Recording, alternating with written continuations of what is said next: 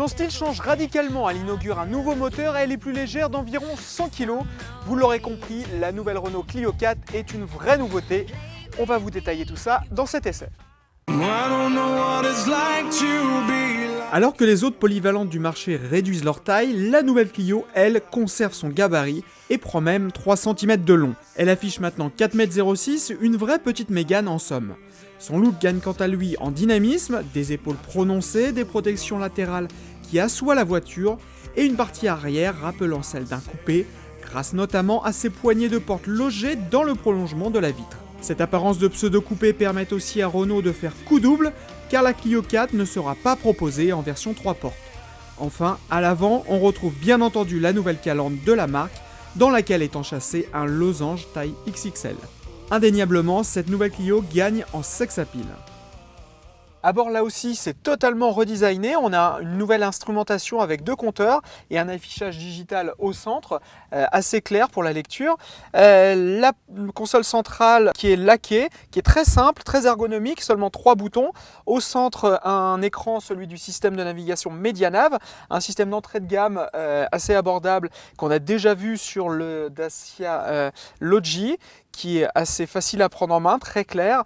Niveau qualité, bon là c'est statu quo, on a toujours des matériaux assez valorisants sur le dessus, mais pas véritablement de montée en gamme, et même quelques points un petit peu négatifs, comme ici les habillages de porte qui étaient avant en plastique moussé et qui sont maintenant en plastique dur. En série, la voiture est aussi dotée d'un système d'amplification de basse appelé Bass Reflex. Ingénieux, le dispositif évite de faire appel à de gros haut-parleurs grâce à des tuyères acoustiques. Le seuil de saturation du son est ainsi repoussé.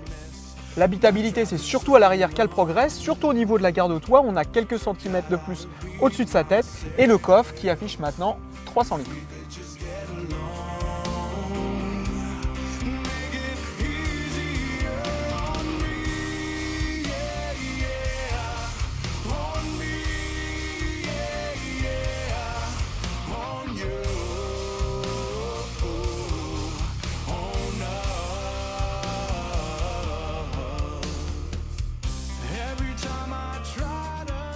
Sur route, c'est assez proche de la précédente génération, c'est normal puisque la plateforme est inchangée. La suspension est un tantinet rigide, ça c'est assez appréciable pour la thune route, notamment en virage. Ça ne se fait pas au détriment du confort, il est assez bon, ça on n'a pas grand chose à dire. On sent que la voiture a perdu 100 kg, elle est plus légère, elle est assez maniable. En revanche, ce qu'on peut regretter, c'est la direction qui est assez flottante, qui manque un peu de remontée d'informations.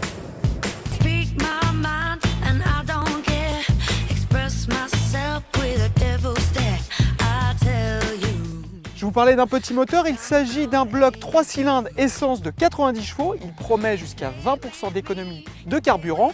On va vérifier ça.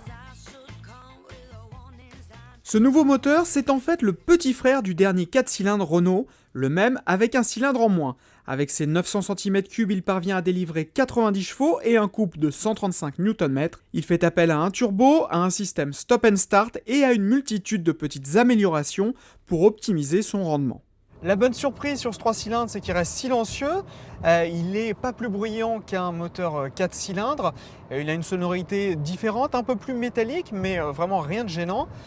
Côté agrément, c'est 90 chevaux, ça fait pas de miracle. En ville, c'est largement suffisant, c'est assez souple. Sur autoroute, en revanche, faut rétrograder pour relancer à 130 km/h, ça c'est certain.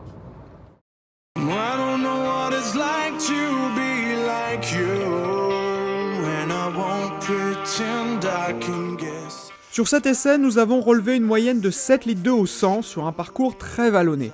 C'est assez loin des 4,3 litres annoncés, ce qui est logique, car avec ce genre de petit moteur, les écarts de consommation deviennent importants lorsqu'il est très sollicité. Sur National, on retrouve donc une consommation plus proche de celle annoncée, 5 litres au 100. Plus sexy et bien homogène, cette nouvelle Clio rafraîchit nettement son image. Ce n'est pas un coup de tonnerre dans le monde des polyvalentes, mais elle évite les faux pas et son charme peut faire la différence face à la très conventionnelle Volkswagen Polo. On résume, les points positifs, sa personnalité, son équipement et son comportement routier. Les lacunes, une direction qui manque de consistance et quelques inégalités au niveau de la finition.